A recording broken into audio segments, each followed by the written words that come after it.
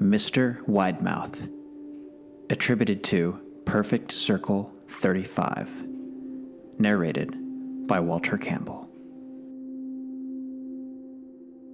During my childhood, my family was like a drop of water in a vast river, never remaining in one location for long. We settled in Rhode Island when I was 8, and there we remained until I went to college in Colorado Springs. Most of my memories are rooted in Rhode Island, but there are fragments in the attic of my brain which belong to the various homes we had lived in when I was much younger.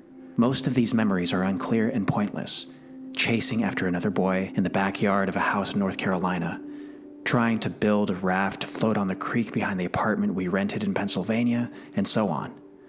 But there is one set of memories which remains as clear as glass, as though they were just made yesterday. I often wonder whether these memories are simply lucid dreams produced by the long sickness I experienced that spring, but in my heart, I know they are real.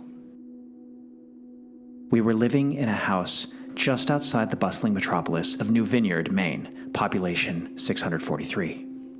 It was a large structure, especially for a family of 3. There were a number of rooms that I didn't see in the 5 months we resided there. In some ways, it was a waste of space, but it was the only house on the market at the time, at least within an hour's commute to my father's place of work. The day after my 5th birthday, I came down with a fever.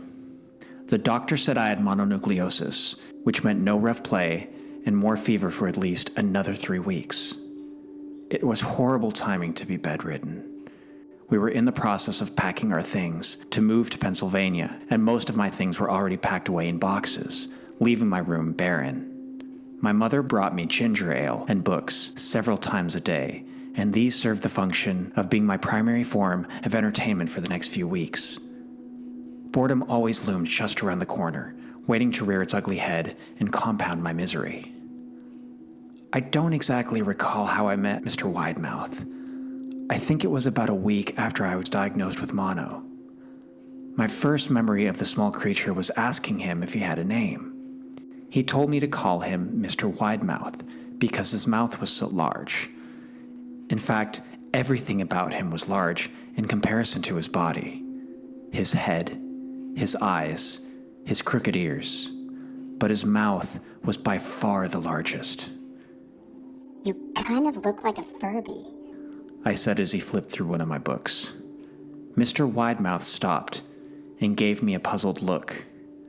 Furby? What's a Furby? He asked. I shrugged. You know, the toy. The little robot with the big ears. You can pet and feed them, almost like a real pet. Oh. Mr. Widemouth resumed his activity. You don't need one of those. They aren't the same as having a friend. I remember Mr. Widemouth disappearing every time my mother stopped by to check in on me. I lay under your bed, he later explained. I don't want your parents to see me because I'm afraid they won't let us play anymore. We didn't do much during those first few days. Mr. Widemouth just looked at my books, fascinated by the stories and pictures they contained. The 3rd or 4th morning after I met him, he greeted me with a large smile on his face. I have a new game we can play, he said. We have to wait until after your mother comes to check on you, because she can't see us play it. It's a secret game.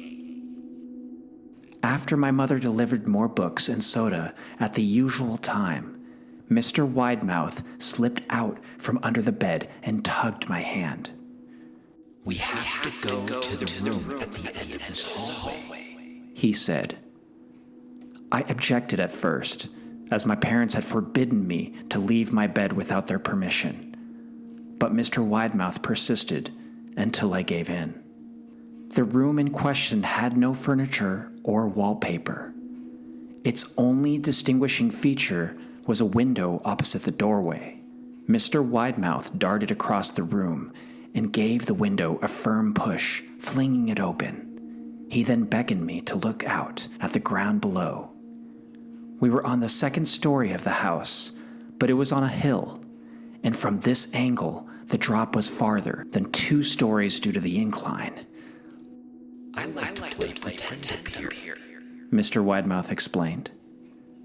I pretend that there is a big, soft trampoline below this window, and I jump. If you pretend hard enough, you bounce back up like a feather. I want you to try. I was a 5-year-old with a fever, so only a hint of skepticism drafted through my thoughts as I looked down and considered the possibility. It's a long drop, I said. But that's all a part of the fun. It wouldn't be fun if it was only a short drop. If it were that way, you may as well just bounce on a real trampoline. I toyed with the idea, picturing myself falling through thin air, only to bounce back to the window on something unseen by human eyes. But the realist in me prevailed. maybe some other time. I said. I don't know if I have enough imagination. I could get hurt. Mr. Widemouth's face contorted into a snarl, but only for a moment. Anger gave way to disappointment. If you say so, he said.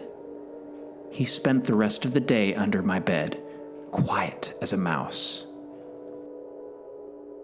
The following morning, Mr. Widemouth arrived, holding a small box. I want to teach you how to juggle, He said. Here are some things you can use to practice before I start giving you lessons. I looked in the box. It was full of knives. My parents would kill me. I shouted, horrified that Mr. Widemouth had brought knives into my room, objects that my parents would never allow me to touch. I'll be spanked and grounded for a year. Mr. Widemouth frowned. It's fun to juggle with things. I want you to try it. I pushed the box away. I can't. I'll get in trouble. Knives aren't safe to just throw in the air. Mr. Widemouth's frown deepened into a scowl. He took the box of knives and slid under my bed, remaining there the rest of the day. I began to wonder how often he was under me.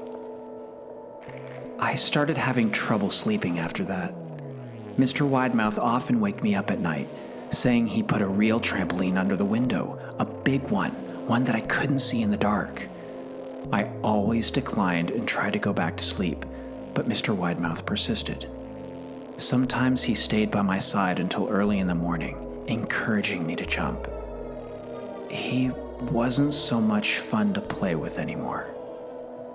My mother came to me one morning and told me I had her permission to walk around outside. She thought the fresh air would be good for me, especially after being confined to my room for so long. Ecstatic, I put on my sneakers and trotted out to the back porch, yearning for the feeling of sun on my face. Mr. Widemouth was waiting for me. I have something I want you to see, he said. I must have given him a weird look, because he then said, It's safe, I promise. I followed him to the beginning of a deer trail which ran through the woods behind the house. This is an important path, he explained. I've had a lot of friends about your age. When they were ready, I took them down this path to a special place. You aren't ready yet, but one day, I hope to take you there. I returned to the house, wondering what kind of place lay beyond that trail. 2 weeks after I met Mr. Widemouth, the last load of our things had been packed into a moving truck. I would be in the cab of that truck, sitting next to my father for the long drive to Pennsylvania. I considered telling Mr. Widemouth that I would be leaving, but even at 5 years old, I was beginning to suspect that perhaps the creature's intentions were not to my benefit, despite what he said otherwise. For this reason, I decided to keep my departure a secret. My father and I were on the truck at 4 a.m. He was hoping to make it to Pennsylvania by lunchtime tomorrow with the help of an endless supply of coffee and a 6-pack of energy drinks. He seemed more like a man who was about to run a marathon rather than one who was about to spend 2 days sitting still. Early enough for you? He asked. I nodded and placed my head against the window, hoping for some sleep before the sun came up. I felt my father's hand on my shoulder. This is the last move, son. I promise. I know it's been hard for you, as sick as you've been. Once Daddy gets promoted, we can settle down and you can make friends. I opened my eyes as we backed out of the driveway. I saw Mr. Widemouth's silhouette in my bedroom window. He stood motionless until the truck was about to turn onto the main road. He gave a pitiful little wave goodbye, steak knife in hand. I didn't wave back. Years later, I returned to New Vineyard. The piece of land our house stood upon was empty except for the foundation, as the house burned down a few years after my family left. Out of curiosity, I followed the deer trail that Mr. Widemouth had shown me. Part of me expected him to jump out from behind a tree and scare the living bejesus out of me, but I felt that Mr. Widemouth was gone, somehow tied to the house that no longer existed. The trail ended at the New Vineyard Memorial Cemetery. I noticed that many of the tombstones belonged to children.